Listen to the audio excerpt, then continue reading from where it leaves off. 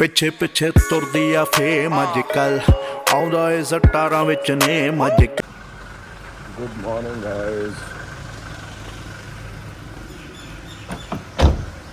Good morning. ਅੱਜ ਹੋ ਗਈ ਹੈ ਜੀ 1 ਜੂਨ। ਓ ਵਾਓ, ਓ ਵਾਓ, ਓ ਵਾਓ, ਓਏ ਵਾਓ। ਬਿੰਦਾ ਬਿੰਦਾ ਮਾਰੂਗੀ। बिंदा बिंदा वाओ, बिंदा वाओ, वाओ बिंदा वाओ। चला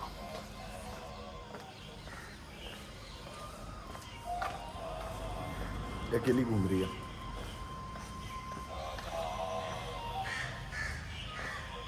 कदी रोके कदी सोके, कदी रोके कदी सोके, कदी रोके कदी सोके, सोके रोके रोके, कदी रोके ना ना ना ना ना ना ना ना ना नी नी ना ना ना ना ना ना ना ना ना ना ना ना ना ना ना ना ना ना ना।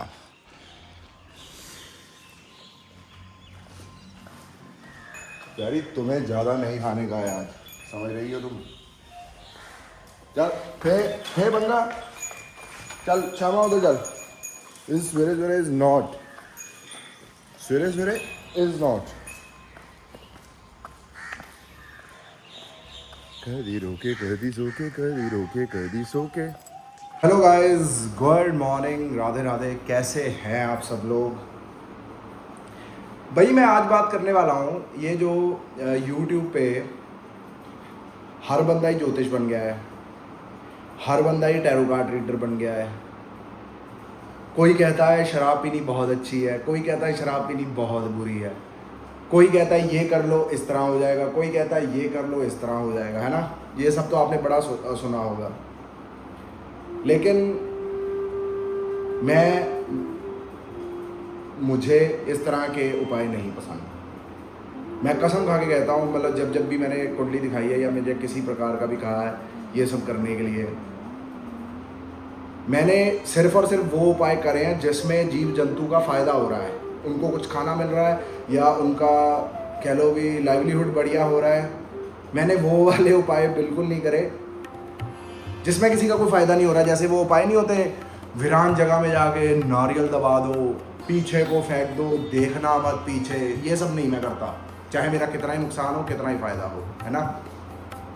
मुझे उपाय पसंद है, कीड़ियों को चीनी बूरा डालना, सतनाजा डालना, पक्षियों को खिलाना, कुत्तों को बिस्कुट, ब्रेड, पानी, दूध, दही खिलाना, फिर गऊ सेवा करना, ठीक है जी, फिर किसी अंधे को खाना खिलाना, कोड़ियों को खाना खिलाना, है ना? मतलब उपाय हो तो इस तरह के उपाय, मतलब मुझे इस तरह के उपाय पसंद है।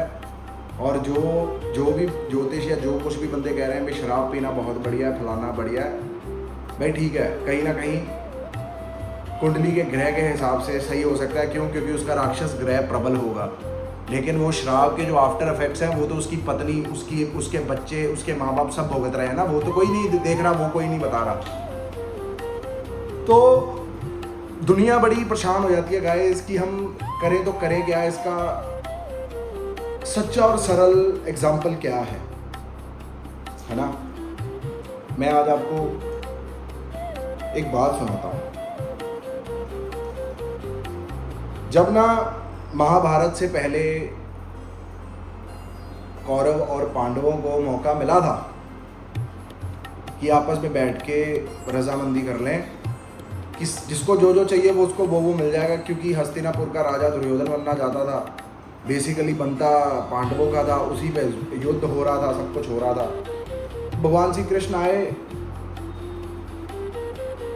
तो एज अ मिडिल मैन उन्होंने समझाया दुर्योधन को, दुर्योधन की तरफ गए, कह रहे देखो जो तुम्हें चाहिए वो तुम ले लो, जो उन्हें चाहिए वो उन्हें दे दो, लेकिन इस लड़ाई से, इस चीज़ों से कुछ नहीं होगा। भगवान हमेशा गलत चीज़ होने से पहले आपको संकेत, आपको समझाते हैं कि ये हो सकता है। तो शकुनी मामा कहता इसकी हिम्मत कैसे हुई ये सब बोलने की कि हम अपने राज्य में से कौरवों को पांडवों को कुछ हिस्सा भी देंगे। कह रहे इसको बंदी बना लो।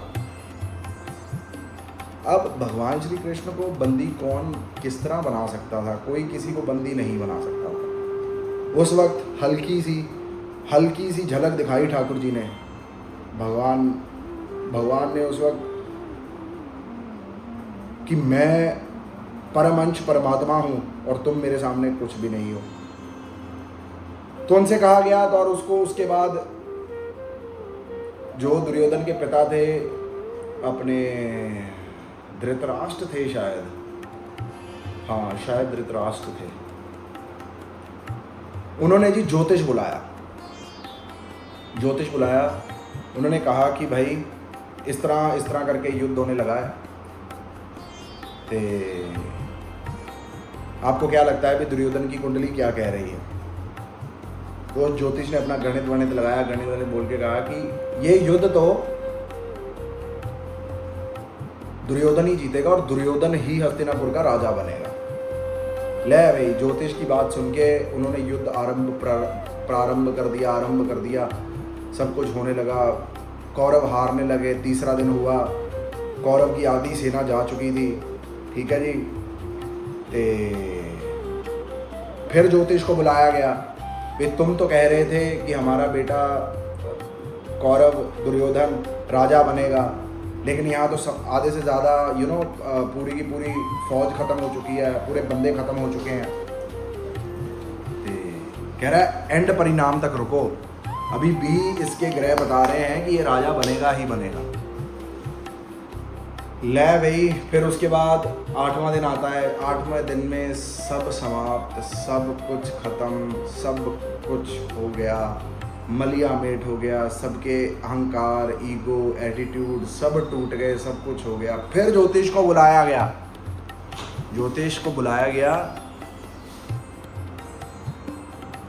कि महाराज आप तो कह रहे थे दुर्योधन जीतेगा, यहाँ तो सब कुछ हार गए, हम अपने हर चीज़ से गवा बैठे, हर चीज़ से हम हाथ धो बैठे, लेकिन तुम तो कह रहे थे कि मेरा बेटा अमर रहेगा और हारेगा नहीं लड़ाई में।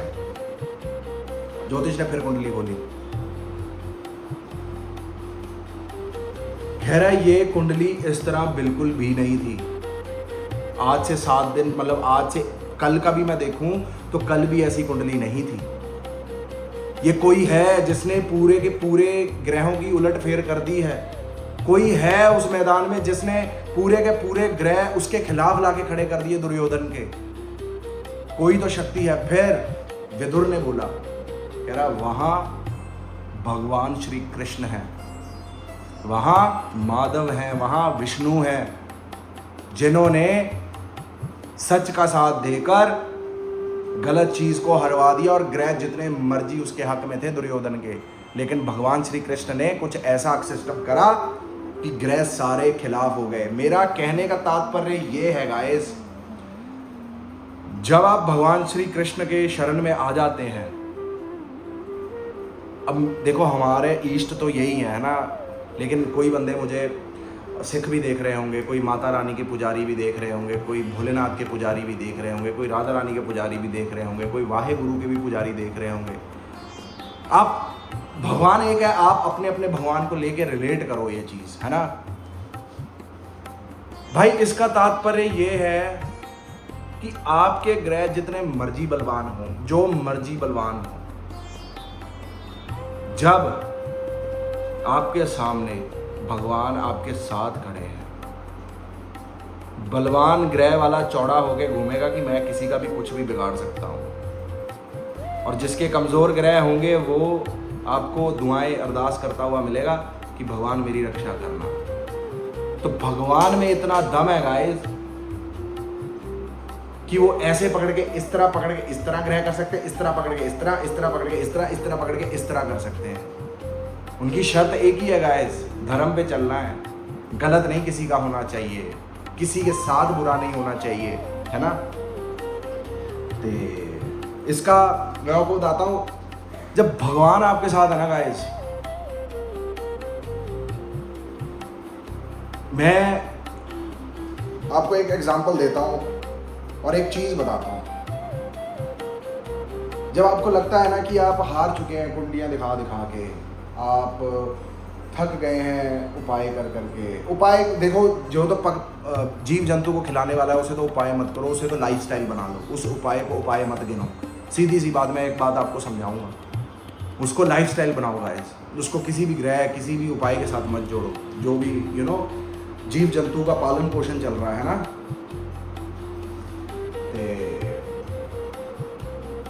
जो भी, जैसे भगवान श्री कृष्ण को जो कोई भी मानता है, जिन्होंने इतना बड़ा एग्जाम्पल सेट किया हम दुनिया वालों के लिए कि भाई तू मेरी शरण में आ जा, तेरा सब कुछ मैं देख लूंगा, है ना। भाई आपको ना एक बंसी लेनी है अच्छी वाली। मेक श्योर करना कि वो बंसी जिस दुकान से आप खरीदें उसको कोई भी बजाए ना। वो बंसी लेके आपने किसी भी राधा कृष्ण के मंदिर में आपको वहाँ रख देनी है, और जैसे ही हाथ में पकड़ के अपनी जो भी दुख चल रहे हैं, तकलीफ चल रही है, जिस तरह भी चल रही है, ऐसे बोल के इस तरह पुजारी को दे दें और पुजारी को बोलें आप ऑफर कर दें, मतलब उनके पास रख दें। देखो सच्चे मन से अगर जाओगे, सच्ची भावना से, सद्भावना से अगर जाओगे, तो वो ठाकुर जी देखो बंसी के बहुत प्रेमी हैं, वो बंसी बजाएंगे ही बजाएंगे। जब जब वो आपके वाली बंसी बजेगी, आपके सारे ग्रह अलाइन होने शुरू हो जाएंगे ऐसे ऐसे करके, क्योंकि जब जब भी बंसी बजती है ना भाई, तो ग्रह सारे आसपास मंडराते हैं उस बंसी की आवाज़ से, उसकी धुन से। आप समझ रहे हो, ये एकमात्र उपाय आप ये कर सकते हो। जो बंदे कृष्ण जी को नहीं मानते, माता रानी को मानते हैं, आप माता रानी की कोई फेवरेट चीज़ लेके जाएं। जो भोलेनाथ को मानते हैं, भोलेनाथ की फेवरेट चीज़ लेके जाएं, तब आप अपनी ये अरदास रखें, है ना।